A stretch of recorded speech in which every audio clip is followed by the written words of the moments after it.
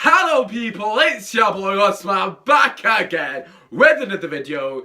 First and foremost, just want to say a massive thank you to every single person that's been showing me love on the videos. But please do continue to get yourself in the comment section, because I will reply and obviously try and read out some if there are any valid questions or any questions in general regarding Manchester United, that kind of thing.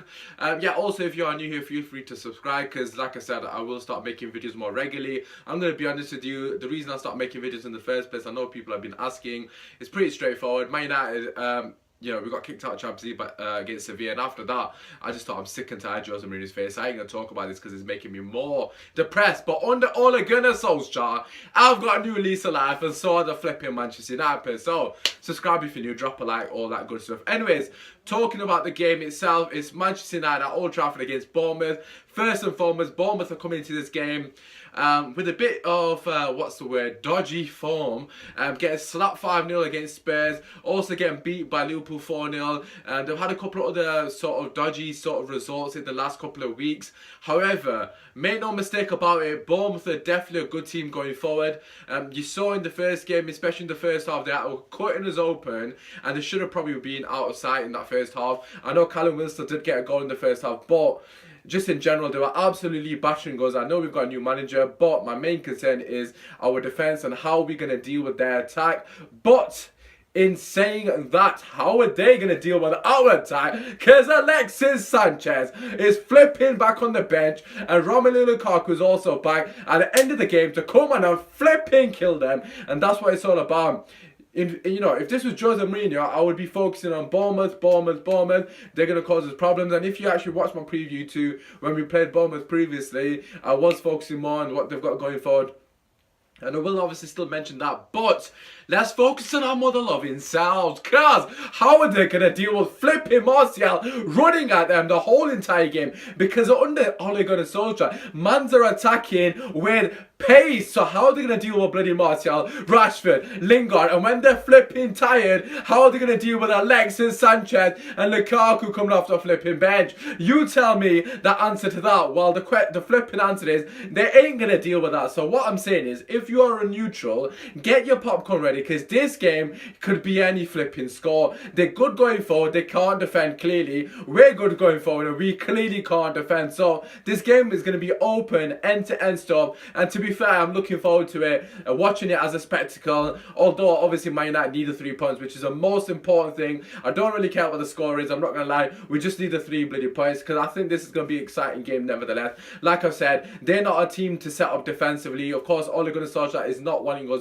to set up defensively. He wants us to go forward at every given opportunity, play the Man United way. So it should be, it has a recipe to be a fantastic game, possibly the best game of the weekend. I know Liverpool are playing awesome, but I'm talking as a spectacle. But yeah, let's talk about Manchester United first and foremost. This is the lineup I would go for. David De Gea in there, absolutely no-brainer, the best keeper in the world. Raj Katecha, I don't think you're watching this, but if you're watching this, you're deluded, mate. I know, basically, my mate who's an Arsenal fan thinks Edison's better than De Gea. What the hell is going on? This is why we need to overtake Arsenal, because their fans are full of shit. Anyways, let's talk about our team. At right back, he has put Valencia as captain. First and foremost, this is just a vote of confidence. I'm not taking too much of what Ole Gunnar Solskjaer has said into account. Yeah, of course he's going to put Valencia as captain. He has been the captain for so many years now. I think he's at 2-3 years. Does he deserve to be captain? No, he flipping doesn't. Does he deserve to be in the team? Quite frankly, no, he doesn't. He should be sold. He's dead wood. He's finished. However, under Ole Gunnar Solskjaer, if he can get Matis playing the way Matis is playing at the moment, I do believe he can still get a tune out of Valencia. Is it a good enough tune to be playing for Manchester United? No, I do not believe so. Is it something that we should be looking in the long term? Again, no. Dalot is definitely the answer. Although he hasn't been impressive so far, I think we do have to be patient with him. But nevertheless, it sounds like Valencia is the captain. Does that mean he's playing? I'm not 100% sure if he's fit. There are sort of rumours that he is fit. So based on the fact that I'm just basing this off rumours and what I think Solskjaer would do, Valencia is going to play. Because if he's your captain, I would imagine he's playing. Anyways, going into the centre-backs, I would play Bailly and Lindelof. I don't think he will do that. But I think he'll stick with Jones and Lindelof. Because it is important that you don't rotate your centre-backs too much much during obviously coming into new games, because that's kind of where the issues have been this season so far, with too much rotation at the back. The defense is already as bad enough as it is. We need to build partnerships. But for me personally, again, Jones is part of the deadwood. He needs to be sold. But he has been playing okay so far. I can't be overly critical. Anyways, going into left back, again, Luke Shaw has to play for me.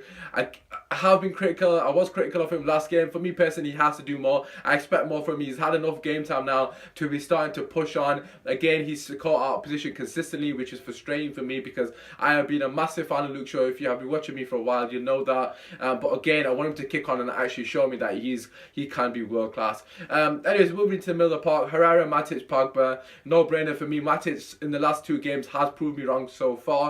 Long may it continue. He's playing like he did when he first joined Man United. In the first 8 months or so, or the first year when he was at Man United, I thought he was a fantastic signing. I was always saying, why the hell did Chelsea sell him by Bakayoko? But obviously in the last, I don't know, 10 months or so, or so forth, he's been absolutely shocking. Anyways, the last 2 games, I thought there's been a massive improvement with Matic's performance, so he has to keep his place. Herrera, for me, has to come back in the team. Fred, sadly, was not up to scratch. He just does not look like he's up to pace of the game. And like I said, against a team like Bournemouth, it's going to be very high intensity. The pace is going to be very high as well.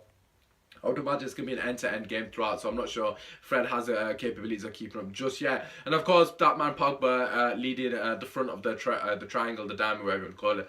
Anyways, left, the front 3 pick themselves for me at the moment. Martial, Rashford and Lingard. No brainer.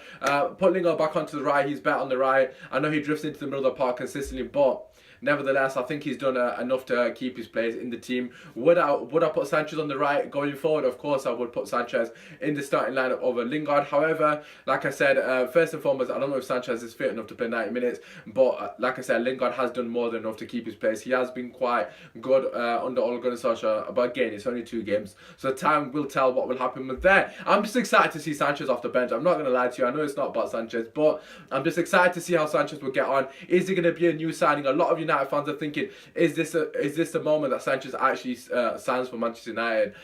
Again, time will tell. For me personally, I can only see Sanchez flourishing in this sort of system. You saw at Arsenal when he had the ability to free roam, he was absolutely devastating. And like I said, similar to Valencia, if Ole Gunnar Solskjaer can get a tune out of Sanchez as well, oh my God, we are looking at a world-class player here, and I made no mistake about it. He's on the same level as Eden Hazard. You saw in that season for Arsenal when he was literally unplayable. Imagine Sanchez on one wing, Martial on the other wing, and Rashford in the middle, like, with Pogba behind him. Like, honestly, we have got fantastic players there. It's just about it's just a matter of getting a tune out of them.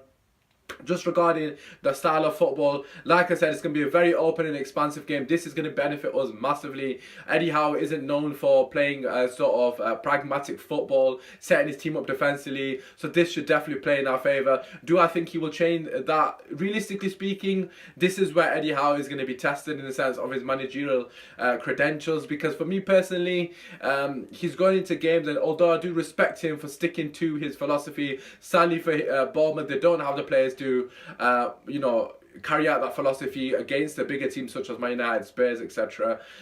So realistically speaking, he should actually set up his team slightly differently, be a bit more cautious, because realistically speaking, if he's going to go toe to toe with the likes of Spurs, Man United, Man City, he's going to get blown away. And the same, obviously, if he toe to toe against Liverpool, they lost 4-0. What I will say is they have got a lot of threat going forward. I know I have already mentioned it, but players like Brooks is very intelligent. His movement in and around the box, especially within the 18-yard line, just outside the edge of the box. He's very good at getting pockets of space. You saw in the first game against Man United, if he was a bit more clinical, he definitely would have scored.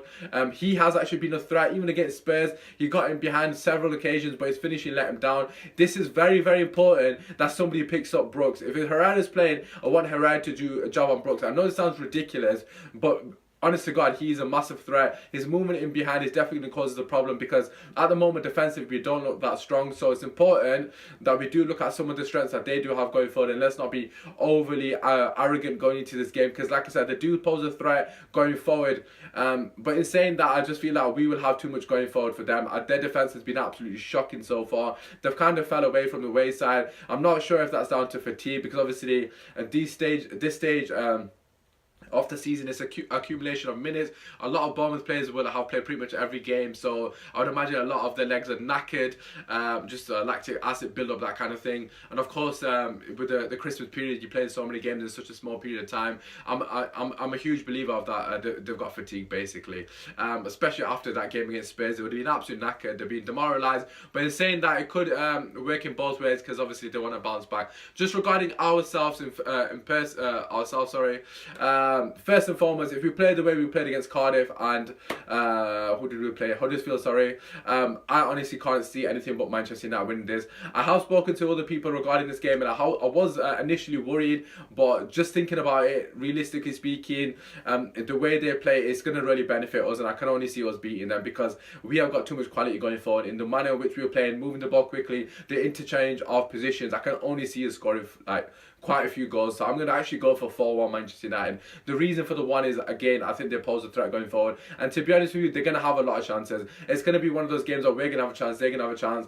Honest to God, I would be massively surprised if it's not like that, because both teams can't defend.